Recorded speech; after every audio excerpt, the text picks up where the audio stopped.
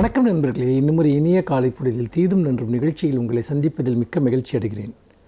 இன்றைக்கு உலக மாற்றுத்திறனாளிகள் தினம்.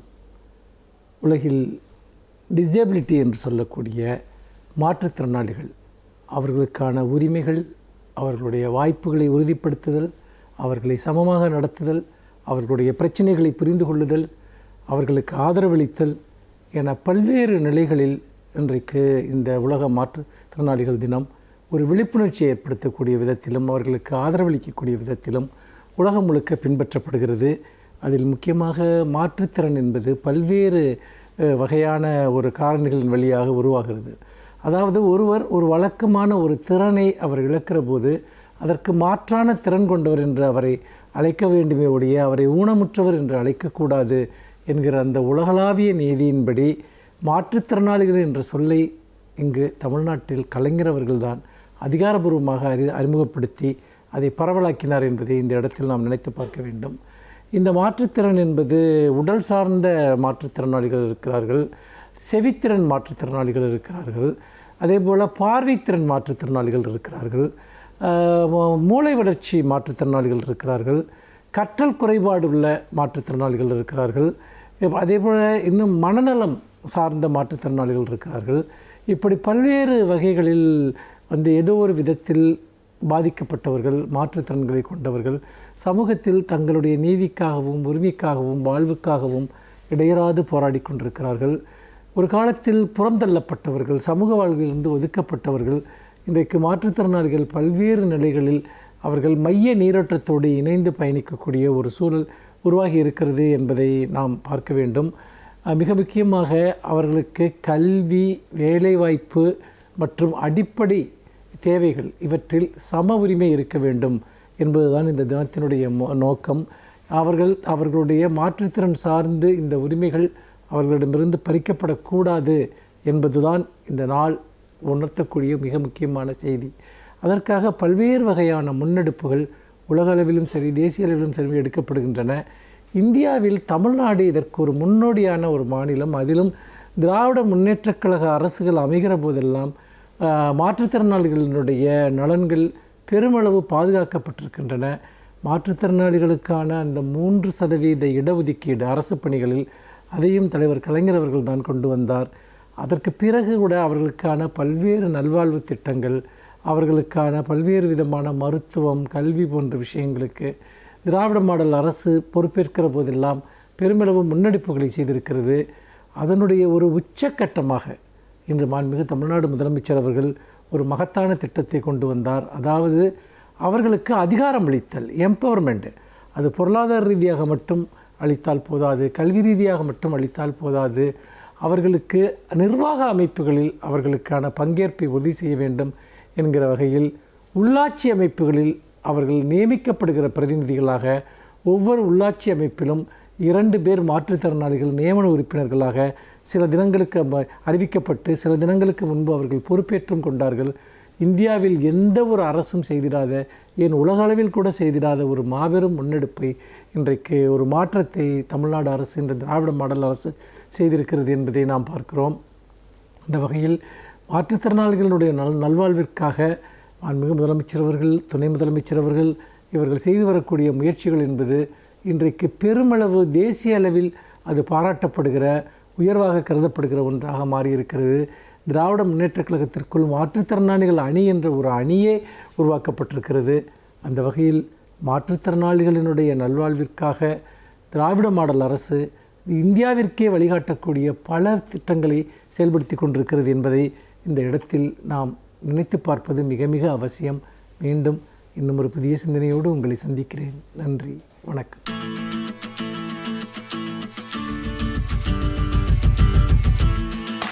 அனைவருக்கும் என் அன்பு வணக்கம்.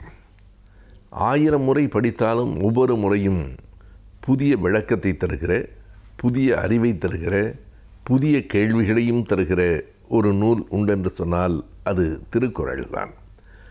எப்போதும் படித்து கொண்டிருக்கிறோம். ஆனாலும் புதிதாக ஒரு ஐயம் ஒரு குறளில் வருகிறது. ஒரு புதிய அறிவும் விளக்கமும் இன்னொரு குறளிலிருந்து கிடைக்கிறது. கேள்வி என்ற ஒரு அதிகாரம். நாம் இப்போது கேள்வி என்கிற சொல்லை வினா என்பதற்கு மாற்றாக பயன்படுத்துகிறோம். அப்போது கேள்வி என்பது செவி உணர்வு தான். செவி உணர்வில் அதனை பற்றி சொல்லுகிற போது ஒவ்வொரு இடத்தில் அவர் என்ன சொல்லுகிறார், அந்த செவி உணர்வில் வல்லவர்கள் அவி உணவின் சான்றோரோடு ஒப்பர் நிலத்து என்கிறார். இந்த கேள்வி அறிவு நிறைய உடையவர்கள், கேள்வியில் ஞானம் பெறுகிறவர்கள் இருக்கிறார்களே, அவர்கள் யாருக்கு சமமானவர்கள் என்றால் அவி உணவின் சான்றோரோடு ஒப்பல் நிலத்து என்கிறார். இந்த அவி உணவு என்பது ஒரு பெரிய கேள்விக்குரிய செய்தி. வள்ளுவர் எதனை குறிப்பிடுகிறார்? சில நேரங்களில் பகுத்தறிவாளராக குரலில் அவர் வெளிப்படுகிறார். சில நேரங்களில் பல வைதிக மத நம்பிக்கைகளையும் முன்மொழிகிறார். இந்த இடத்தில் அவி என்பது நாம் அறிவோம், இந்த வேள்விகள் நடத்தப்படுகிற நேரங்களில் அதில் போடப்படுகிற அந்த உணவு இருக்கிறதே, அதற்கு ஹவிஸ் என்று பெயர். அந்த ஹவிஸ் என்பதைத்தான், அது மிக குறைவான அளவிலான உணவு, அதை உண்பவர்கள் தேவர்கள் என்றெல்லாம் கருதுவது உண்டு. எனவே அப்படிப்பட்ட ஒரு புராணம் சார்ந்த மதம் சார்ந்த ஒன்றையா வள்ளுவர் குறிக்கிறார் என்கிற கேள்வி வருகிறது. எனவே இந்த ஹவிஸ் என்பதைத்தான் அவர் அவி உணவு என்று சொல்லுகிறாரா? உரையாசிரியர்கள் அப்படித்தான் எழுதுகிறார்கள். பரிமேலழகர் தொடங்கி உரையாசிரியர்கள் பலரும் அந்த ஹவிஸ் என்பதைத்தான் அந்த அவி உணவு, வேள்வியில் இருக்கிற உணவு என்று சொல்லுகிறார்கள். தலைவர் கலைஞர் போன்றவர்கள் உரை எழுதுகிற போது மிக குறைந்த உணவை உண்ட சான்றோர்களுக்கு இணையாக என்று எழுதுகிறார். ஏனென்றால் அந்த ஹவிஸ் என்பது மிக குறைவான அளவில் உள்ள ஒன்று. எனவே குறைந்த உணவு உண்கிறவர்கள் அறிவில் மிகுந்தவர்களாக இருப்பார்கள். அதை போல கேள்வி ஞானம் உடையவர்களும் அறிவாளிகள் என்று கலைஞர் சொல்லுகிறார். ஆனால் இன்னொரு குறட்பாவிலும் இதே அவி என்கிற சொல்லை வள்ளுவர் பயன்படுத்துகிற போது இவர் அந்த ஹவிஸ் என்பதைத்தான் அந்த நெய் என்கிற பொருளில் தான் சொல்லுகிறார் என்று நமக்கு தோன்றுகிறது. ஆனால் அதற்கு உடன்பாடாக அல்ல, அதனை எதிர்த்துத்தான் இன்னொரு குறளில் அவர் தன் கருத்தை பதிவு செய்கிறார். அவி சொரிந்து 1000 வேட்டலின் ஒன்றன் உயிர் செகுத்து உண்ணாமை நன்று என்று வள்ளுவர் சொல்லுகிறார். இது வெறும் புலால் மறுத்தல் கருத்து மட்டுமில்லை. அவர் என்ன சொல்ல வருகிறார் என்றால், அவி சொரிந்து நெய்யை ஊற்றி ஒரு 1000 வேள்விகள் நடத்துவதை விட ஒரு உயிரை கொல்லாமல் இருப்பது மிகப்பெரிய செயல், நல்ல செயல் என்று பாராட்டுகிறார். அப்படியானால் அவர் எதனை எதனோடு ஒப்பிடுகிறார்? இந்த ஹவிஸ் அல்லது அவி என்பதை வள்ளுவர் பாராட்டுகிறாரா, மறுக்கிறாரா? பலரும் வேள்விதான் மிக உயர்ந்தது என்கிறார்கள். வள்ளுவர் ஒப்பிடுகிறார், உங்கள் வேள்வியை விட புலால் உண்ணாத அந்த குணம்தான் மேன்மையானது என்கிறார். எனவே ஒன்றை அவர் சொல்கிறார் என்பது உண்மைதான், அது அன்றைய மரபில் இருந்ததை அவர் வெளிப்படுத்துகிறார் என்பது உண்மைதான். ஆனால் அதனை தாண்டி அவர் எப்படி சொல்கிறார் என்றால், அது மிக உயர்ந்தது என்கிற பொருளில் சொல்லவில்லை, அது ஒன்று அவ்வளவு உயர்ந்ததில்லை என்கிற பொருளில் சொல்லுகிறார். அதை அந்த கேள்வி என்கிற அதிகாரத்தில் உள்ள குறளோடு ஒப்பிட்டு பார்க்காமல் அதனையும் தாண்டி இந்த அவி சொரிந்து 1000 வேட்டலின் என்கிற குறளுக்கு வருகிற போதுதான் வள்ளுவர் இந்த நெய் சொரிந்து நடத்தப்படுகிற இந்த வேள்வியை மிக பெரிதாக கருதவில்லை.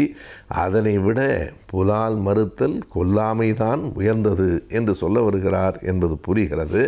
எனவே இந்த அவி சொரிதல் என்பது புறநானூற்றிலும் இருக்கிறது, பரிபாடலிலும் இடம்பெற்றிருக்கிறது. எனவே இந்த வழக்கம் அப்போது இருந்திருக்கிறது என்பது நமக்கு தெளிவாகிறது. ஆனால் புறநானூறும் 1810 அதை ஒரு உயர்ந்த நிலையிலே தான் பேசுகின்றன.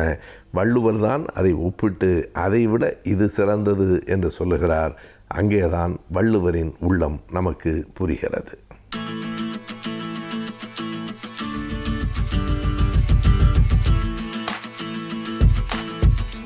இன்றைய காலகட்டத்திலே எல்லோருக்கும் உள்ள மன அழுத்தத்தையும் மனச்சோர்வையும் போக்குவது எப்படி?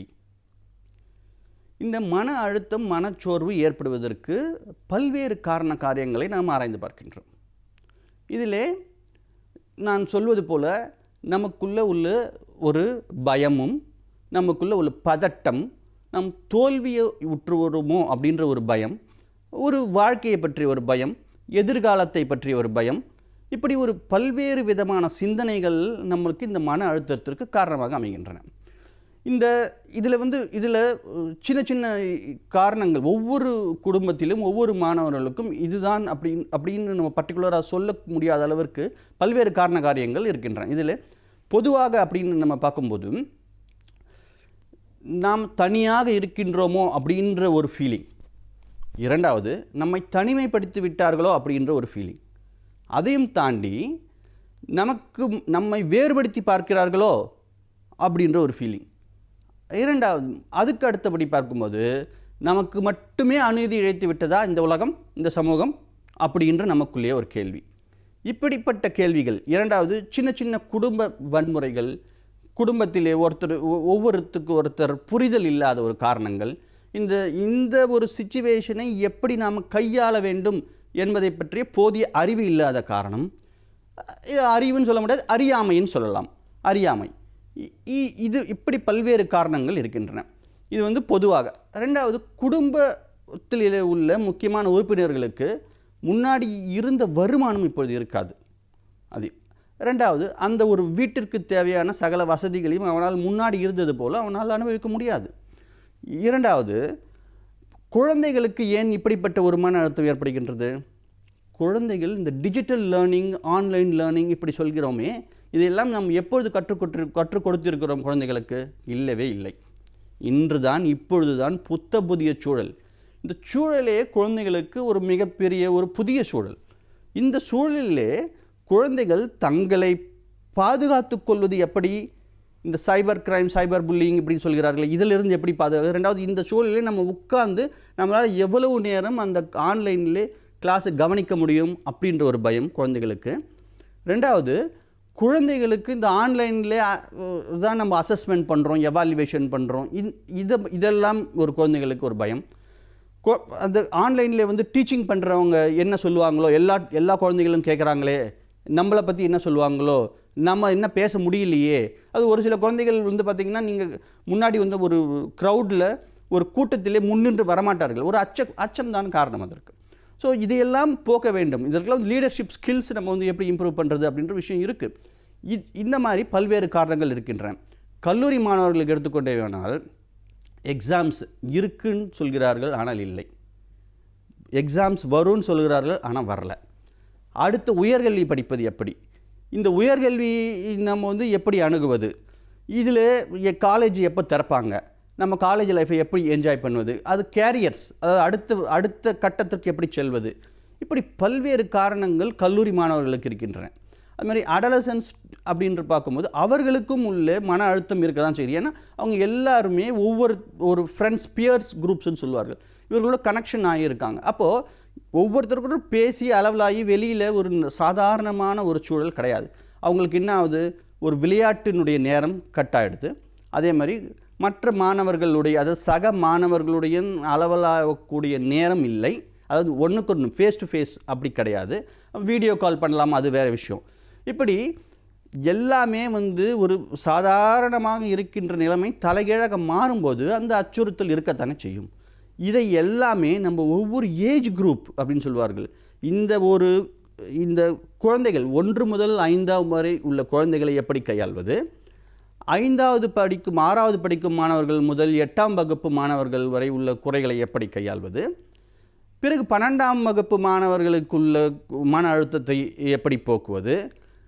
டீனேஜ் கல்லூரி மாணவர்கள், குடும்ப நண்பர்கள், குடும்ப உறுப்பினர்கள், வயதானவர், இவர்கள் ஒவ்வொருவருக்கும் ஒவ்வொரு மாதிரியாக இந்த மன அழுத்தத்தை கையாள வேண்டும். பொதுவாக இந்த ஒரு பதிவிலே நம்ம குழந்தைகளினுடைய மன அழுத்தத்தை, படிக்கிற மாணவர்களுடைய மன அழுத்தத்தை போக்குவது மட்டும் எப்படி அப்படின்றத மட்டும் நம்ம பார்ப்போம். இப்போது எல்லாருமே ஸ்கூல் கேம்பஸ், ஹாஸ்டல் கேம்பஸ் இப்படிலாம் கேள்விப்பட்டிருக்கோம். ஆனால் ஹோம் கேம்பஸ், இதுதான் புதிய வார்த்தை. ஹோம் கேம்பஸ் அப்படின்ற வார்த்தை புதிது. அதாவது வீட்டுச் சூழலிலே கல்வியை கற்க வேண்டும். வீட்டுச் சூழலிலே நீங்கள் கல்வியை கற்க வேண்டும். இந்த வீட்டுச் சூழலிலே நீங்கள் கல்வியை கற்க வேண்டும் என்றால் அதற்குள்ள வழிமுறைகள் என்ன? அந்த கல்வியை மன அழுத்தம் இல்லாமல் எப்படி ஒரு என்ஜாய்மெண்ட்டோட, ஒரு ஹாப்பி லேர்னிங்னு சொல்வார்களே, அந்த மாதிரி ஒரு ஹாப்பியாக எப்படி அந்த கற்றுக்கொள்ளலை நாம் உள்வாங்குவது? இதன் மூலம் நம்மளுடைய படைப்பாற்றலை எப்படி மேம்படுத்துவது? இப்படி குழந்தைகளுக்கு நாம் பயிற்சிகள் கொடுக்க வேண்டும். அது ப்ராக்டிஸ் மேக்ஸ் அ மேன். பயிற்சியும் முயற்சியும் இருந்தால் வாழ்க்கையில் என்ன வேணால் நம்மளால் சாதிக்க முடியும் மாணவர்களே. கண்டிப்பாக வாழ்க்கையில் நீங்கள் என்ன வேணாலும் சாதிக்க முடியும். அந்த நம்பிக்கையை வளர்த்துக்கொள்வது எப்படி? சுய ஊக்கம் சொல்வார்களே, செல்ஃப் மோட்டிவேஷன், அதுதான் இந்த காலகட்டத்திலே மிக மிக முக்கியம். உங்களை பற்றி நீங்கள் என்றைக்குமே குறைவாக எடை போடாதீர்கள். உங்களுக்குள்ள ஒரு திறமை கண்டிப்பாக இருக்கின்றது. அந்த திறமையை எப்படி நீங்கள் வெளிக்கொணர்வது? இப்போது நம்ம ஒரு உதாரணத்துக்கு சொல்வேமானால், மகேந்திர சிங் தோனி அப்படின்ற ஒரு கிரிக்கெட் கேப்டன் எல்லோருக்குமே தெரிந்த ஒரு நபர். அவர் சிறிய வயதிலேயே அவர் விளையாட்டின் ஆர்வம் இருந்தது உண்மை. ஆனால் ஃபுட்பாலில் தானே அவருக்கு ஆர்வம் இருந்தது. திடீர்னு கிரிக்கெட்டிலே எப்படி அவர் இன்வால்வ் பண்ணி கொண்டார், அதில் அவருடைய திறமையை எப்படி வளர்த்து கொண்டார், அவருடைய காலகட்டத்திலே அவருடைய சந்தித்த இன்னல்கள் என்னென்ன, அவர் எப்படி வாழ்க்கையில் வெற்றி பெற்றார், அவர் கேப்டன் கூல் அப்படின்னு சொல்லக்கூடிய அளவிற்கு அவர் எப்படி தன்னுடைய நிர்வாக மேலாண்மையும் ஒரு ஆளுமை திறனையும் எப்படி வளர்த்து கொண்டார், இதையெல்லாம் நாம் கண்டிப்பாக பார்க்க வேண்டும். மாணவர்களுடைய மத்தியிலே முக்கியமாக பழக்க வழக்கங்களை நாம் ஒரு லிஸ்ட்டு போட்டு நம் ஆசிரியர்களும் பெற்றோர்களும் மாணவர்களுக்கு சொல்ல வேண்டும். அது ரொட்டீன்ஸ்ன்னு சொல்வார்களே, ரொட்டீன்ஸ், அந்த ரொட்டீன்ஸும் அந்த ஹேபிட்ஸ், இது ரெண்டுமே தான் மாணவர்களை திறன்பட வாழ்க்கையினுடைய தரத்தை மேம்படுத்துவதற்கு உதவும். யோகா, மெடிடேஷன், பிராணாயம், இந்த மாதிரி ஒரு குறிப்பிட்ட ரொட்டீனான ஒரு வாழ்க்கை முறையை நாம் இந்த காலகட்டத்திலே மட்டுமல்லாமல் என்றைக்குமே பின்பற்றுமானால் நம்முடைய மனச்சோர்வு கண்டிப்பாக நீங்கும். இதை தவிர, அதாவது செயல்முறை மூலம் கல்வி, ஒரு மாடல் பேஸ்டு கல்வி, ரெண்டாவது ஒரு மியூசிக் மூலமாக நம்ம என்ன லேர்ன் பண்ணுறோம், ஒரு டான்ஸ் மூலமாக என்ன லேர்ன் பண்ணுறோம், இப்படி பல்வேறு விதமான நீங்கள் கற்றலையும் கற்பித்தலையும் கற்றுக்கொள்ள வேண்டும். ஒரே மாதிரி ட்ரெடிஷ்னல் லேர்னிங்க்கு நீங்கள் போகவே கூடாது. நம்மளுக்கு என்ஜாய்ஃபுல்லாக மூலமாக எதை நம்ம கற்றுக்குறோம், ஒரு மாடல் மேக் பண்ணி கற்றுக்குறோமா இல்லையா, நம்ம குக்கிங் மூலமாக அதில் உள்ள இன்ஃபர்மேஷன் என்னென்னு தெரிஞ்சுக்கிறோம், ஒரு கேமிங் விளையாடுறதுல கூட அதில் நம்மளுடைய லீடர்ஷிப் ஸ்கில்லை நம்மளால் ப்ரூவ் பண்ண முடியும். இப்படி பல்வேறு விதமான வழிமுறைகளை நமது முன்னோர்கள் வகுத்து உள்ளார்கள். அதாவது இந்த மாதிரி சிச்சுவேஷன்ஸ்க்கு மட்டும் இல்லாமல் என்றைக்குமே இது நம்மளுக்கு மிகவும் பயனுள்ளதாக அமையும். நன்றி, வணக்கம்.